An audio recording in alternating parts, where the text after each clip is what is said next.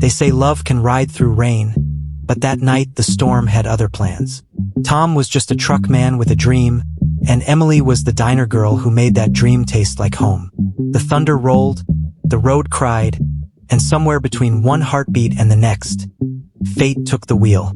Folks still whisper that the diner lights flicker when the wind smells like pie, like love ain't gone, just driving slow.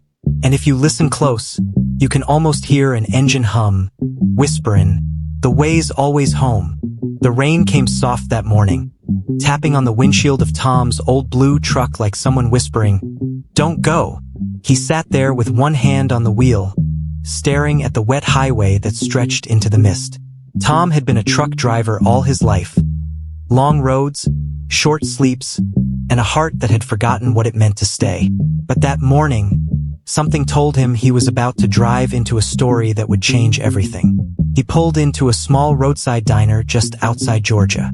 The sign said Millie's Place, flickering like it was half awake. Inside smelled of coffee, butter, and lost dreams. That's where he saw her, Emily. She was wiping down tables with tired hands but eyes that looked like they'd seen the sunrise and believed in it. When she smiled, it wasn't the kind of smile that asked for anything. It just gave. And right there, between the hiss of the coffee machine and the hum of the jukebox, Tom felt something stir in his chest. Something he hadn't felt since his wife passed 10 years ago. "Coffee?" she asked. He nodded. "Black. No sugar." "Figures," she said, smiling wider. "You look like a man who don't like things too sweet." He chuckled, and for the first time in a long time his laugh didn't sound lonely. Days turned into weeks. Tom started making detours just to stop at Millie's Place.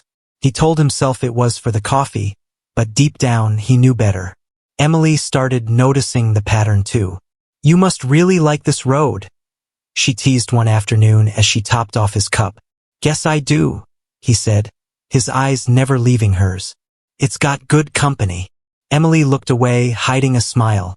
There was something in her voice whenever she talked about her dreams. How she wanted to see the world beyond the diner. How she'd never been further than the next town. Tom found himself wanting to take her there. But the road had its way of testing hearts. Tom's rig was his life and his burden. The company he drove for was cutting routes, pushing him harder, longer. And every time he left Millie's Place, it felt like he was leaving something he couldn't name. It was late one night when Emily called his name across the empty diner. "Tom, you ever get tired of running?" He looked up, surprised. "Running?" She nodded, sitting across from him with 2 cups of coffee. "You're always on the move, like the road's chasing you." He sighed. "Maybe it is. Maybe if I stop too long, I'll have to face what's behind me." "What's behind you?" He didn't answer right away. His hands tightened on the cup. "A grave, and a promise I couldn't keep." Emily said nothing. She just reached out, her fingers brushing his. In that silence, something passed between them. Not words, but a kind of understanding that only 2 lonely souls could share. By spring, the truck and the diner were bound by a secret rhythm. Every Thursday, Tom's rig would roll into the lot, and Emily would already have a slice of pie waiting. Apple, his favorite. They'd sit by the window and talk about everything. The weather, the stars, the smell of diesel at dawn. One evening, when the sky turned red and gold, Tom said, "You ever wonder what's out there? Past the next county, past the next sunset." Emily nodded. "All the time." "Then come with me someday," he said softly. She smiled, half afraid, half dreaming. "You mean that?" He looked at her like a man who'd found home in a stranger's face. "Yeah, I do." That night, when he left, Emily stood outside the diner, watching the tail lights fade. Something inside her whispered, the road's calling. The day they decided to run together came like a promise written in dust. Tom had a long route west Texas, maybe further. Emily quit her job that morning. Millie, the owner, just smiled. "Go on, girl. Sometimes love's the only road worth taking." Tom loaded his truck, his heart pounding like an engine. When Emily climbed into the passenger seat, barefoot and grinning, he thought, "This is it, my second chance." They drove under the wide southern sky, Music low, wind warm, and hearts wide open. Mile after mile, laughter filled the cab. They talked about starting over, maybe opening a roadside diner of their own someday. Tom and Em's kitchen, she said, laughing. But somewhere near the Mississippi line, the weather changed. The sky darkened, heavy with warning. Thunder rolled like the voice of something ancient. Tom tightened his grip on the wheel. "Don't worry," he said. "Just a storm." But Emily, watching the road ahead, whispered, "Feels like more than that."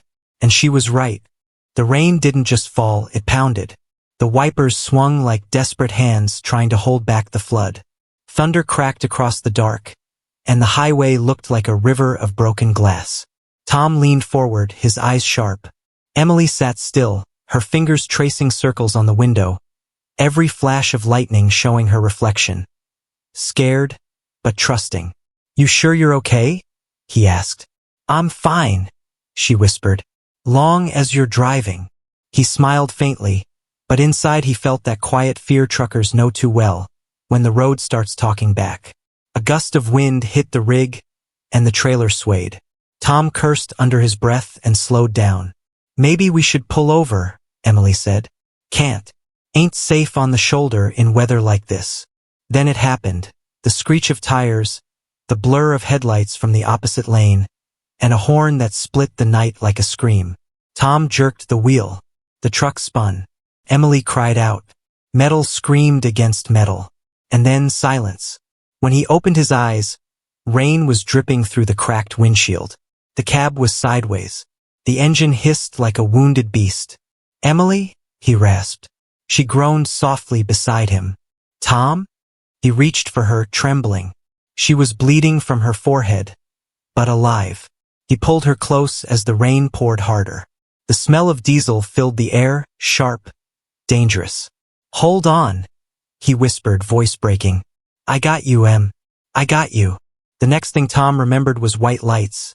Too bright, too clean. The sound of machines, beeping steady. His body ached like the earth had rolled over him. He tried to move, but pain shot through his ribs. A nurse's voice came soft. "You're lucky to be alive, mister." Tom blinked. Where's Emily?" The nurse's face changed. "You rest first." "No," he croaked. "Tell me where she is." "She's in surgery," the nurse finally said. "They're doing all they can." He turned his face to the wall and bit his lip till it bled. The sound of thunder echoed in his memory. He'd promised her safety, and broken it in one night. Hours turned into days. Tom couldn't sleep. Every knock of a wheel, every door down the hall made his heart jump. He prayed, the kind of prayer men like him rarely say out loud. When Emily finally opened her eyes, she looked at him through pain and fog. "We made it," she whispered weakly. He nodded, tears sliding down his face. "Yeah, sweetheart, we made it." But deep down, he knew something had changed. After the crash, the world slowed down. Emily couldn't walk for weeks. Her left leg had been shattered, and her spirit too. The doctors said it'd take time. Tom stayed by her side, day after day, feeding her, talking to her, holding her when the nights got too long. "I'm sorry," he said once, voice breaking. "I should have stopped. Should have listened." Emily smiled faintly. "It wasn't your fault, Tom. The road just had other plans." He wanted to believe that, but guilt is a stubborn shadow. Even when she forgave him, he couldn't forgive himself. When she was finally discharged, they had nothing left. No truck, no job, no savings. The company blamed him for the accident. The insurance was slow, so they rented a small trailer near an old truck stop, trying to start again from scraps. At night, Tom would sit outside, staring at the dark road. Sometimes he swore he could still hear the crash, the screech, the scream, the silence. But love, like wild grass, finds a way to grow even through concrete. Emily started baking pies again, selling them to travelers. Tom helped her, fixing up a tiny roadside stall. They called it the way home. Every morning, he'd brew the coffee, and she'd hum softly as the smell of sugar and cinnamon filled the air. Folks started coming. Truckers, families, lost souls looking for a kind word. "You see that?" Emily said one morning, handing him a plate of apple pie. "Feels like we made it after all." Tom smiled, though his eyes carried that old storm. Maybe we did, but something inside him was shifting again. The road was calling, that deep ache that every driver knows. Nights when the highway lights flickered in the distance, he'd stare too long. Emily noticed. "Tom," she said gently one night, "you thinking about driving again?" He looked down. "It's in my blood, Em. Always been." She nodded slowly, her smile thin. "Just don't let it take you from me." Weeks later, an offer came. A company needed an experienced driver for a long-haul run. Good pay. Clean start. Tom hesitated, but bills were piling up, and he missed the hum of the engine. Emily packed his lunch that morning, quiet but smiling. "You just drive careful, you hear?" He kissed her forehead. "I always do." But as he climbed into that new truck, something inside him whispered, "Don't go too far this time." He promised himself he'd be back in 3 days. Just 3. But the road had a way of keeping what it took. And as the miles rolled under him, Tom didn't know that back at the trailer, Emily's old wound had started to ache again. The road stretched endless under a silver moon, and Tom drove like a man chasing something he couldn't name. The hum of the tires was a kind of prayer, and the radio whispered old songs about home, heartbreak, and long miles.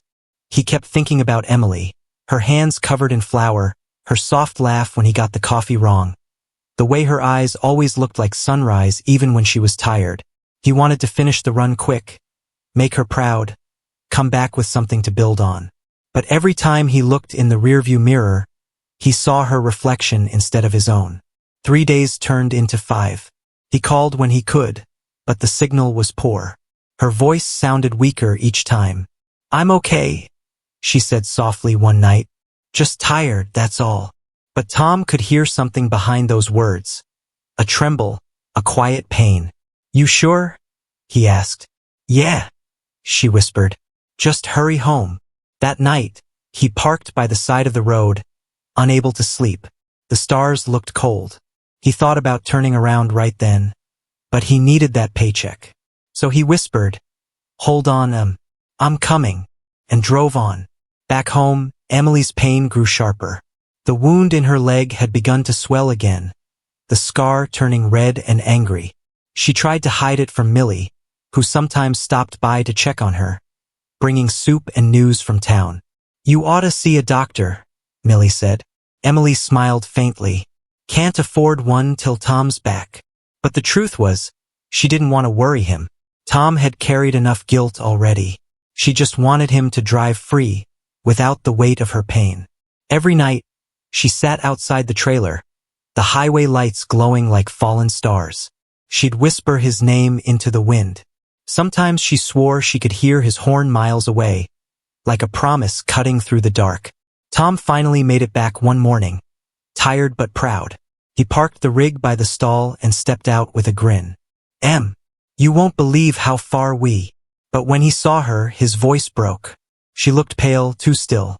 "Tom," she whispered weakly, smiling like it hurt. "You're home." He ran to her, dropping his bag, kneeling beside the chair where she sat. "What happened? Why didn't you tell me?" She brushed his cheek.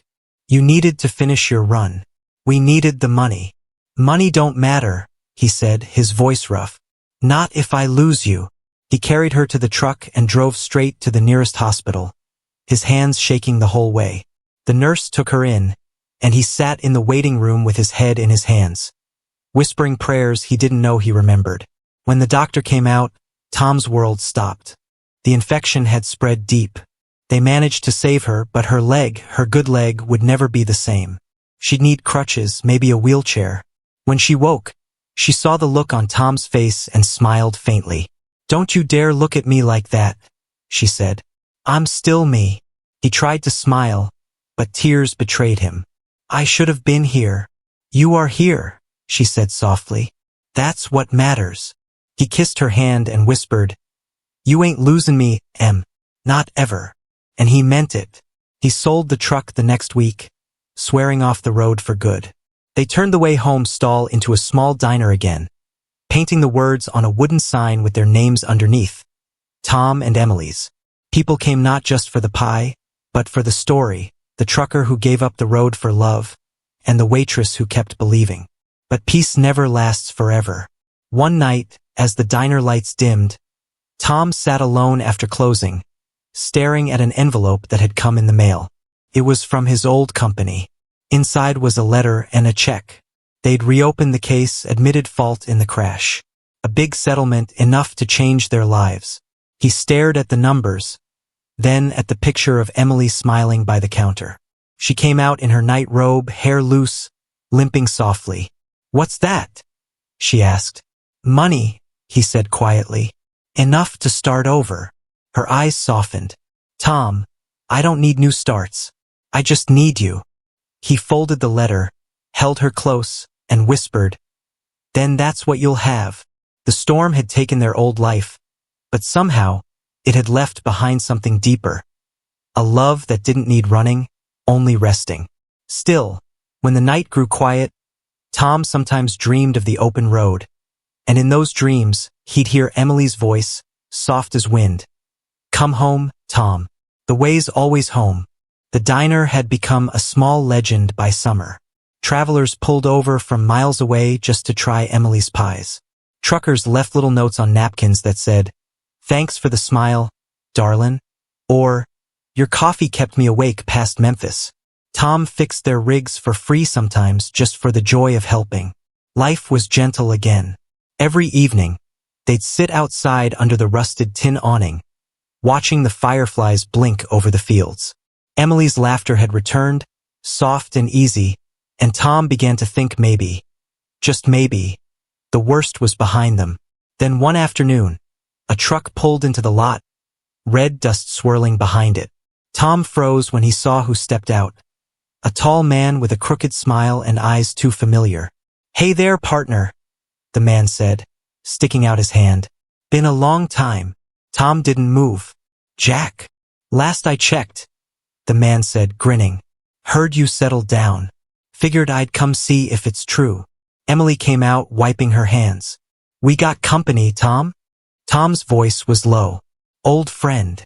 But Emily could see it in his eyes. This wasn't a happy reunion. Jack had been Tom's driving partner back in the day, the kind of man who'd gamble with anything. Money, miles, or trust. He was slick, charming, but dangerous underneath. The last time Tom saw him, they'd been arguing over a broken contract and a missing delivery. Jack sat at the counter now, smiling wide, spinning his coffee cup. "You got it good here, Tom. Real good. Never thought you'd trade asphalt for aprons." Tom stayed quiet. Jack leaned in. "Thing is, I got a job. Big one. Pays more than you've seen in years. Thought you might want in." Emily looked at Tom, uneasy. "He's not interested," she said quickly. Jack chuckled. "That so? You still letting folks speak for you, Tom?" Tom's jaw tightened. "You got 5 minutes to finish that coffee." Jack smirked. Still the same. Always running from the past. He stood, tossed a few bills on the counter, and added, "You'll change your mind when you see the offer." He walked out, but his words stayed like a stain in the air. That night, Emily couldn't sleep. She could tell Tom's mind was far away. He sat by the window, the check from the company still folded on the table, Jack's card beside it. "Don't do it," she said softly. He didn't answer. "I know that look, Tom. That restless look. The road still whispers to you, don't it?" He sighed. "It ain't that, Em. It's just, maybe if I take one more run, we can finally be free of this money worry. I could make it quick." She rolled closer, her voice trembling. "And if something happens again? You think I could live through losing you twice?" He looked at her, tears filling his eyes. "I'd come back." She shook her head. "You said that before."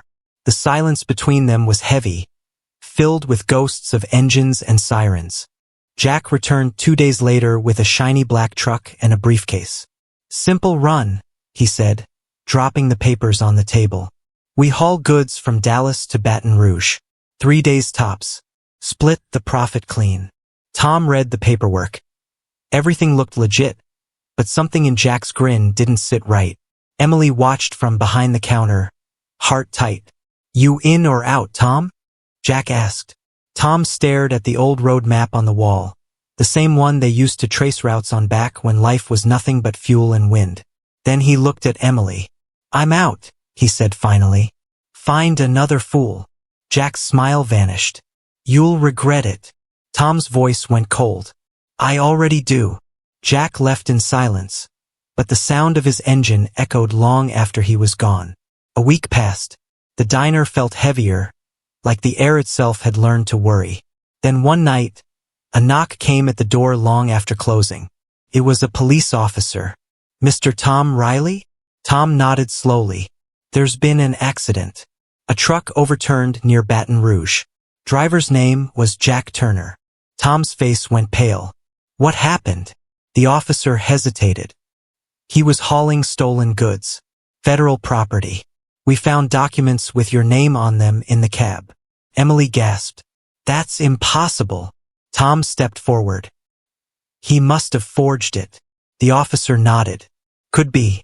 But till it's cleared, you're under investigation." Emily reached for his hand, her fingers trembling. "Tom." He looked at her with that same quiet strength he'd always carried, the kind that bends but doesn't break. "It's okay, Em. I'll fix this. I promise."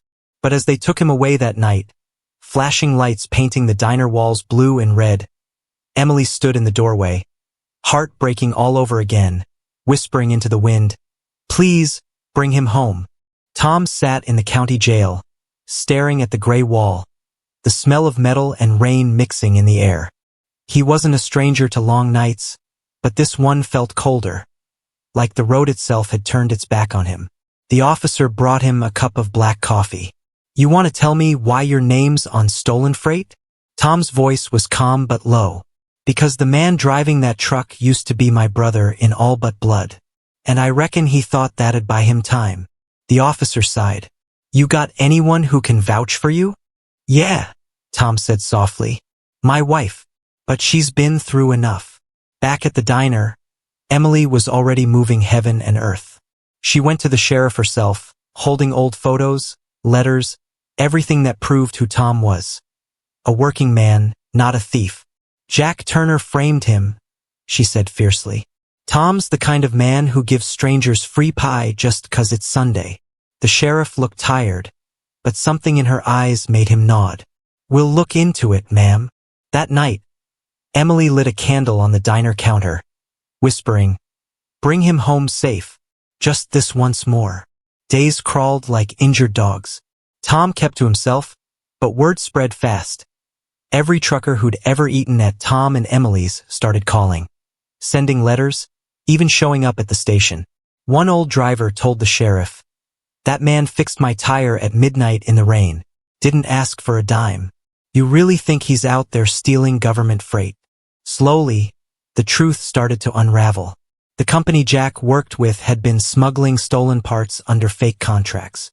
Jack had forged Tom's name to cover the trail. When the sheriff brought the file to Tom's cell, Tom just stared at it. "So it's over?" The sheriff nodded. "You're free to go." Tom stood slowly, his knees weak but his eyes clear. "I ain't angry," he said quietly. "Just tired." And when he stepped out of that station, the first thing he saw was Emily, leaning on her crutch, hair pulled back, tears in her eyes. "You came back," she whispered. He took her hand. "Told you I would." And the sun rose slow behind them, painting the road gold again. Tom sat in the county jail, staring at the gray wall, the smell of metal and rain mixing in the air. He wasn't a stranger to long nights, but this one felt colder, like the road itself had turned its back on him. The officer brought him a cup of black coffee. "You want to tell me why your name's on stolen freight?" Tom's voice was calm but low. "Because the man driving that truck used to be my brother in all but blood. And I reckon he thought that'd buy him time." The officer sighed. "You got anyone who can vouch for you?" "Yeah," Tom said softly. "My wife. But she's been through enough." Back at the diner, Emily was already moving heaven and earth. She went to the sheriff herself, holding old photos, letters, Everything that proved who Tom was. A working man, not a thief. Jack Turner framed him, she said fiercely. Tom's the kind of man who gives strangers free pie just 'cause it's Sunday. The sheriff looked tired, but something in her eyes made him nod. We'll look into it, ma'am. That night, Emily lit a candle on the diner counter, whispering, "Bring him home safe. Just this once more." Days crawled like injured dogs. Tom kept to himself, but word spread fast. Every trucker who'd ever eaten at Tom and Emily's started calling, sending letters, even showing up at the station. One old driver told the sheriff, "That man fixed my tire at midnight in the rain. Didn't ask for a dime. You really think he's out there stealing government freight?" Slowly, the truth started to unravel. The company Jack worked with had been smuggling stolen parts under fake contracts. Jack had forged Tom's name to cover the trail. When the sheriff brought the file to Tom's cell, Tom just stared at it. "So it's over?" The sheriff nodded. "You're free to go." Tom stood slowly, his knees weak but his eyes clear. "I ain't angry," he said quietly. "Just tired." And when he stepped out of that station, the first thing he saw was Emily, leaning on her crutch, hair pulled back, tears in her eyes. "You came back," she whispered. He took her hand. "Told you I would." And the sun rose slow behind them, painting the road gold again. For a while, peace returned. They ran the diner, rebuilt what had been shaken. Folks came from all over just to say, "We heard what happened, Tom. You got a good woman there." He'd smile, glance at Emily and say, "Yeah, best thing that ever happened on this side of the highway." But fate's got a way of circling back. Emily's health started to slip again. The leg she'd fought so hard to keep began to fail her. The doctor said the infection had weakened her heart. Tom sat beside her hospital bed, holding her hand as machines beeped softly. "Don't look at me like that," she said weakly, her voice still kind. "We've beaten worse." He smiled, even though his throat burned. "You're gonna be fine, Em." She touched his cheek. "If I don't make it, promise me one thing, don't stop living. Don't let the road die with me." He shook his head, tears spilling. "Don't talk like that." But she only smiled. "You always were stubborn." The day she passed was quiet. No thunder, no rain. Just a stillness that made the world feel smaller. Tom sat in the diner long after everyone left, the clock ticking like a heartbeat that wouldn't stop. Emily's apron still hung by the counter, flour dusted on the pocket. Millie came in once, tried to talk, but Tom just looked out the window, whispering, "She was the best part of me." He buried her under a magnolia tree behind the diner, where the wind carried the smell of cinnamon and coffee. On her stone, he carved the words himself. "She taught the road how to love." After that, he closed the diner for a while. The lights went dark, the sign faded, and the road moved on without him. But every night he'd sit by her grave and talk about the weather, the trucks, the stars, like she never really left. Months later, a letter arrived. It was from a young trucker who'd stopped by once. "Mr. Tom," it said, "your wife's pie changed how I see the world. Every bite felt like home. I heard she passed, but I wanted you to know. You two gave us hope out here." Tom folded the letter, heart breaking open again. That night, he reopened the diner. Not for profit, not for fame, but for her. He put a new sign out front that said, "Emily's, for the ones still driving." And every truck that stopped found a plate waiting, a story told, and a man who smiled through the ache. But on some nights, when the highway was quiet and the moon hung low, Tom would swear he heard her voice again. Soft, teasing, full of light. "Don't drive too far, Tom. You know where home is." And he'd look up at the stars, whispering back, "I know, sweetheart, I know." Years rolled by like soft thunder. The diner stayed open, standing proud against the wind and dust. Folks said there was something special about the place, something you could feel before you even stepped inside. Maybe it was the smell of pie that never burned, or the warmth in the coffee that never went cold. But most folks swore it was the man behind the counter. Tom had grown older, his hair silver and his hands slower, but his smile, that quiet, tired smile stayed the same. He'd tell stories while pouring coffee. Stories about storms and laughter. About a girl named Emily who made the best pie south of Tennessee and believed love could outdrive sorrow. Sometimes young couples would stop by, holding hands, and ask, "Did she really exist?" Tom would chuckle, his eyes glinting like wet pavement. She did. And she still does, every time the wind smells like cinnamon. And when the nights grew too quiet, he'd step outside, look toward the old magnolia tree, and whisper, "Still got your seat saved, Em." One evening, a stranger pulled up. A woman in her 30s, carrying a worn notebook.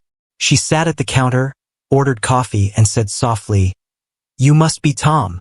"That's what they call me," he said, smiling. "You a driver?" She nodded. "My mama was. She told me stories about a diner where love never died.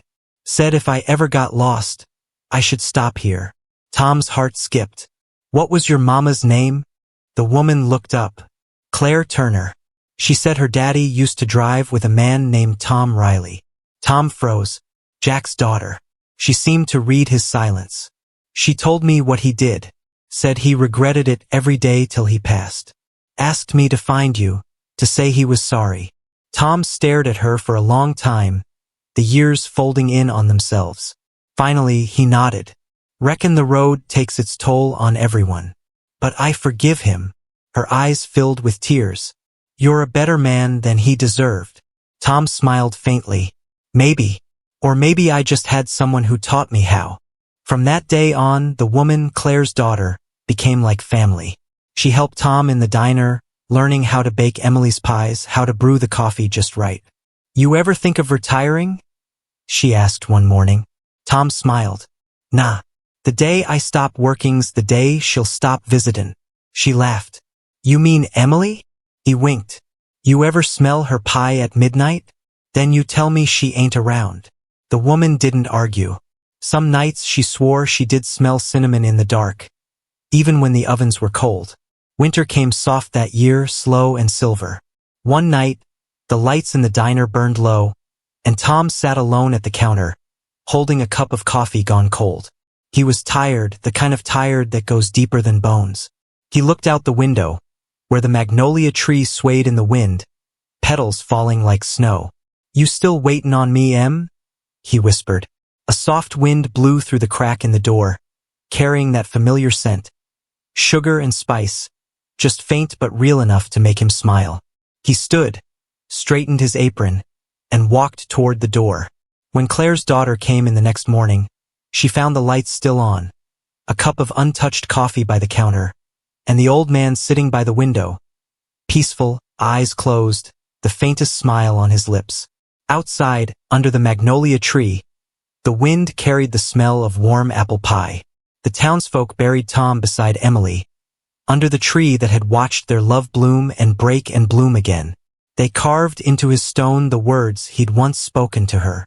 The way's always home. The diner stayed open, run by Claire's daughter. Travelers still stopped there, drawn by something they couldn't name. Some said that on quiet nights, when the moon was bright and the road was empty, you could see two shadows sitting by the window, a trucker and a waitress, sipping coffee, smiling at each other like time had finally stopped chasing them. And if you listened close, you might hear a man's voice whisper through the wind, soft and steady as an engine hum. "Drive safe, sweetheart. I'll meet you on the next road."